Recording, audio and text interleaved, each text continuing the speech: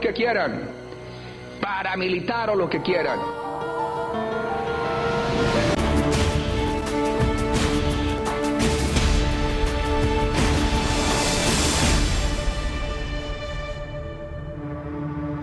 Sabemos que es hijo de un tipo oscuro y tenebroso, que igualmente es hermano de un personaje también de las mismas características, y que siempre ha estado, todo su entorno y su contexto ha sido el crimen y el narcotráfico. Primero director de Aerocivil fue, sí.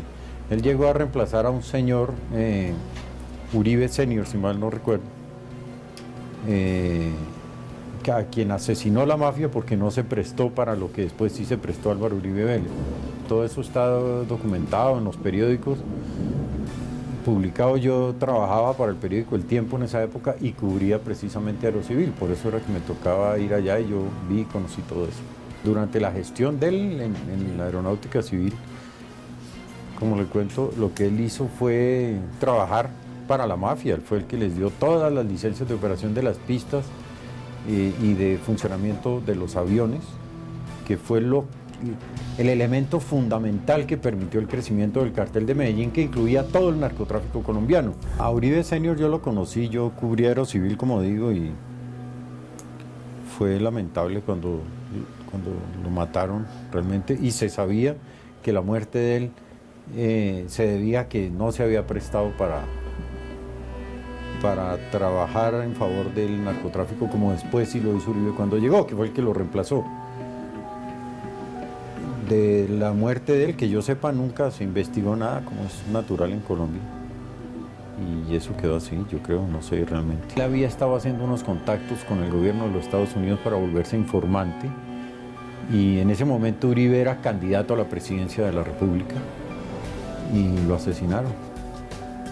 ¿Le había anunciado que iba a denunciar a Uribe? Él no había anunciado, pero yo sí supe que él iba a ser informante para el gobierno de los Estados Unidos contra el narcotráfico, el cartel de Medellín y todo esto, mundo al cual pertenece Uribe.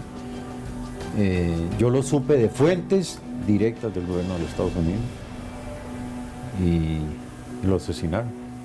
Él salió de la aeronáutica civil con este inmenso rabo y horripilante rabo de paja con el narcotráfico. Y después fue alcalde de Medellín, lo nombró Belisario Betancur. No me acuerdo cuánto duró en ese cargo, pero sí recuerdo que lo despidieron del cargo por haber aterrizado un día en medio de una plaza de toros de mafiosos que estaban celebrando unas fiestas y unas corridas de toros, y él llegó, aterrizó ahí donde sus amigos los mafiosos, y el escándalo hizo que lo votaran. El presidente para entonces era Belisario Betancur. En septiembre de 1991 es revelado un documento de una agencia de inteligencia de los Estados Unidos que dice que Álvaro Uribe Vélez tenía en ese entonces relaciones con el narcotráfico y el cartel de Medellín, que su padre fue asesinado por sus relaciones con los narcotraficantes, que era amigo de Pablo Escobar y participó en la campaña que llevó a este a la Cámara de Representantes, y que como senador Uribe se opuso al tratado de extradición. Álvaro Uribe Vélez, político y senador colombiano dedicado a colaborar con el cartel de Medellín en los altos niveles del gobierno.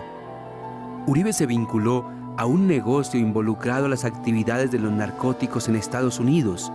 Su padre fue muerto en Colombia por sus conexiones con los narcotraficantes. Uribe ha trabajado para el cartel de Medellín y es un amigo íntimo de Pablo Escobar Gaviria.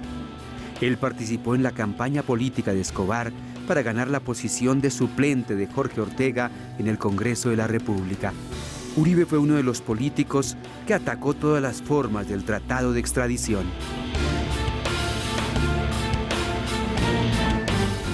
El periodista Fernando Garavito, coautor del libro El Señor de las Sombras, fue expulsado del Espectador, después fue amenazado y tuvo que salir al exilio. Murió en Nuevo México, Estados Unidos, el 27 de octubre de 2010 en un accidente de carretera. Sí, es muy raro, nadie conoce un parte policial serio de cómo fue que murió Fernando. Los hijos me dijeron que ellos están ya muy cansados A ellos les tocó toda esta persecución de Uribe contra Fernando y en medio del asilo y las condiciones más difíciles en las que estaban en Estados Unidos murió Priscila, la mamá de ellos. ¿Murió? Sí, claro, después murió Fernando y entonces pues ya digamos que este país y Uribe le saben muy mal a ellos y no quieren ya averiguar más cosas por ahora, ¿no?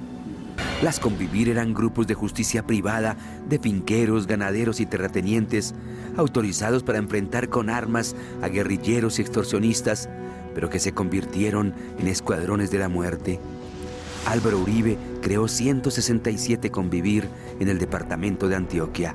Por lo menos 14 de las Convivir que aprobó Álvaro Uribe están vinculadas a homicidios, ejecuciones extrajudiciales, torturas, secuestros y sin número de crímenes. Y en general los estándares de derechos humanos en Antioquia fueron los peores durante esta época. Es decir, si hay una época sangrienta en la muy sangrienta historia de Antioquia, es esta época. Hubo masacres como nunca antes en la historia de este municipio, de este departamento. Y aunque Uribe siempre ha reivindicado la pacificación de la zona que se conoce como Urabá, pues hoy podemos ver que la zona nunca ha sido pacificada. Pacificación no hubo, lo que hubo fue un baño de sangre, un imperio del crimen y del terror, que a eso lo llaman pacificación, pero de toda la vida Urabá ha sido una guerra terrible entre todas las vertientes del crimen, incluidas las guerrillas, por supuesto, y los ejércitos estos de escuadrones de la muerte que Uribe tanto defendió y el daño, hizo un daño tenebroso, un daño histórico al país, creando y protegiendo eso. Uribe como gobernador fue el gestor y el impulsor de los escuadrones de la muerte que todavía existen, que hoy son todavía más fuertes que nunca, que hace muy pocos días paralizaron 5 departamentos y que se dieron el gusto de demostrar que tienen un gran poder y que nadie puede contra ellos, y que pararon incluso la ciudad de Medellín, inclusive detuvieron las operaciones del metro, pararon la ciudad de Santa Marta, etc. Todo ese crimen, toda esa AMPA es consecuencia de lo que organizó Uribe desde la gobernación de Antioquia.